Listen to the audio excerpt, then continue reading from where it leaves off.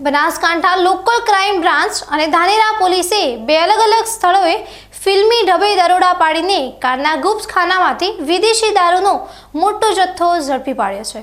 બુટલેગરો દ્વારા કારની ડિક્કી અને બ્રેક લાઇટની પાછળ બનાવેલા ચોરખાનામાંથી પોલીસે લાખો રૂપિયાના દારૂ અને મુદ્દામાલ સાથે રાજસ્થાનના 3 શખ્સોને દબોચી લીધા છે।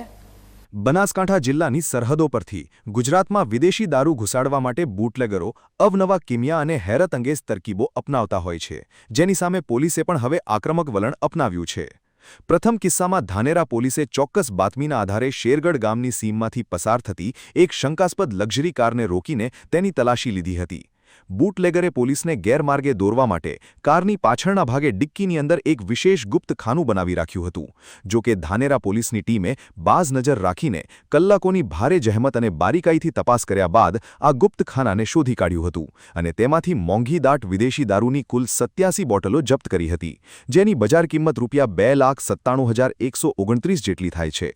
પોલીસે આ ગુનામાં કારમાં સવાર રાજસ્થાનના 2 બુટલેગરો ગંગાસિંહ ભાટી અને સુરેશ વિશ્નોઈની અટકાયત કરી કાર સહિત કુલ 10 લાખ રૂપિયાનો મુદ્દામાલ કબજે કર્યો છે। આવી જ રીતે બીજા એક કિસ્સામાં પણ બનાસકાંઠા લોકલ ક્રાઇમ બ્રાન્ચના વીર જવાનોને બુટલેગરોની ચાલાકી પકડવા માટે રીતસરનો પરસેવો પાડવો પડ્યો હતો। એલસીબીની ટીમે હડતા ગામ નજીકથી એક શંકાસ્પદ કારને કોર્ડન કરી રોકાવી હતી। આ કારની તપાસ દરમિયાન બુટલેગરની વધુ એક ચોંકાવનારી કરામત સામે આવી હતી, જેમાં કારની પાછળ આવેલી બ્રેક લાઇટોના અંદરના ભાગને ખોલીને તેમાં દારૂ છુપાવવામાં આવ્યો હતો। પોલીસે આ બ્રેક લાઇટના ખાનામાંથી ₹2,62,407ની કિંમતની 75 બોટલો શોધી કાઢી હતી અને ગાડી અને મોબાઈલ સહિત કુલ ₹4,81,407ના મુદ્દામાલ સાથે રાજસ્થાનના રાણારામ જાટ નામના શખ્સને રંગે હાથ ઝડપી પાડ્યો હતો। એકંદરે જોવામાં આવે તો ધાનેરા અને બનાસકાંઠા એલસીબી પોલીસની આ સંયુક્ત અને સતર્ક કામગીરીના કારણે સરહદી વિસ્તારમાં ચાલતા મોટા નેટવર્ક પર જોરદાર પ્રહાર થયો છે।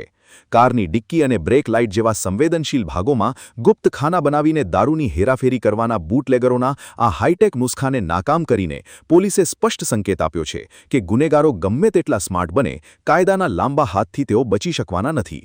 હાલમાં પોલીસે બંને ગુના સંદર્ભે કાયદેસરની કાર્યવાહી હાથ ધરી આ રેકેટના મૂળ સુધી પહોંચવા તપાસ તેજ કરી છે।